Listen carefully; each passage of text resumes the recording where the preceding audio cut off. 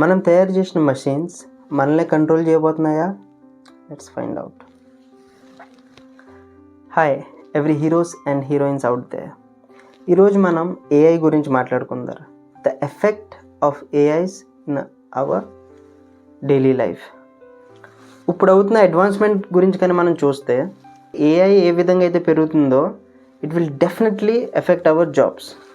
And ఏ జాబ్స్ని ఎలాగా ఎఫెక్ట్ చేస్తుందో ఒకసారి చూద్దాం. First, the effect on manufacturing and production. మీరు చూసుకున్నట్లయితే ముందు మనుషులు అసెంబ్లీ లైన్ కానీ ఉంటే ఒక ఆటోమొబైల్ కానివ్వండి, లేకపోతే ఒక స్నాక్స్ ఐటమ్ ఏదైనా చేసే కంపెనీలో అవనివ్వండి మనుషులు చేసేవారు.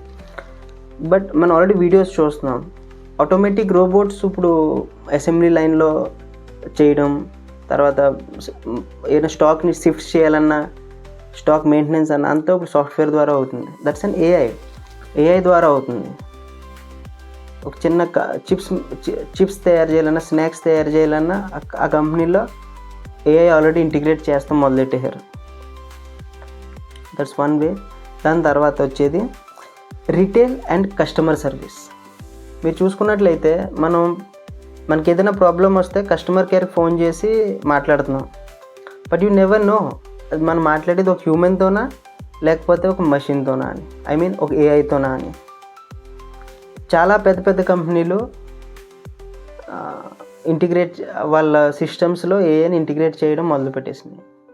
ఇన్ న్యూయర్ ఫ్యూచర్ మన అసలు ఇన్ నియర్ ఫ్యూచర్ మనం అసలు పసికట్టలేం మనం మాట్లాడేది ఒక హ్యూమన్తోనా లేక ఒక ఏఐతోనా అని. Then comes transportation and delivery. మీరు చూసుకున్నట్లయితే ఒక 10 సంవత్సరాల ముందర ఒక డెలివరీ బాయ్ అన్న కాన్సెప్ట్ ఉండేది కాదు, ఇప్పుడు ఉంది. రాబోయే 10 సంవత్సరాల్లో ఉంటుందో లేదో కూడా తెలియదు. బికాస్ పెద్ద పెద్ద సిటీలో ఆల్రెడీ డ్రోన్స్తో డెలివరీ చేయడం మొదలెట్టారు. అండ్ ట్రాన్స్పోర్టేషన్ చూసుకుంటే మీరు టెస్లా సెల్ఫ్ డ్రైవింగ్ కార్ ఏదైతే ఉందో అదే టెక్నాలజీతో ఏరోప్లేన్ చేయొచ్చు, హెలికాప్టర్ చేయొచ్చు, షిప్ కూడా చేయొచ్చు. So we will be seeing a drastic change in transportation mode also. అక్కడ డ్రైవర్లందరూ ఇంటికి వెళ్ళిపోవాల్సిందే. దాని తర్వాత వచ్చేది హాస్పిటాలిటీ కానీ మీరు చూసుకుంటే 3 years బ్యాక్ నుంచి చైనాలో 3 సంవత్సరాల నుంచి ఒక hotel completely from reception to room service entire process is organised and operated by AI. చైనాలో ఆల్రెడీ ఒక హోటల్ 3 years నుంచి ఒక ఏఐ దాన్ని నడుపుతుంది.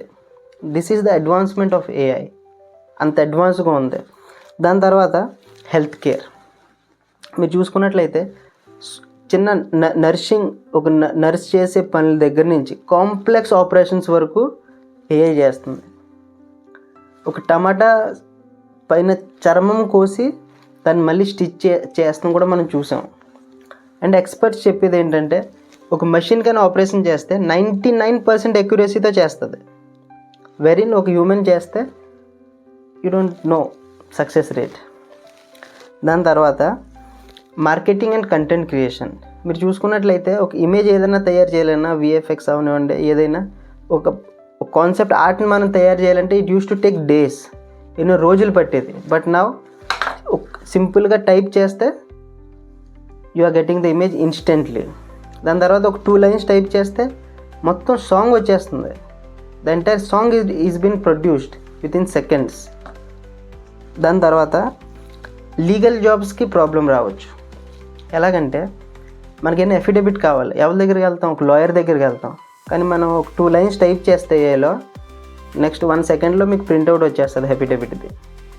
దాని తర్వాత ఇప్పుడు వరకు జరిగిన కేసెస్ అన్నీ ఏ లాయర్ కూడా గుర్తుపెట్టుకోలేడు. కానీ ఏఐకి ప్రతి కేసు ఏ డేట్న ఏ కోర్టులో ఏ జడ్జి ఇచ్చాడో కూడా దానికి తెలుసు.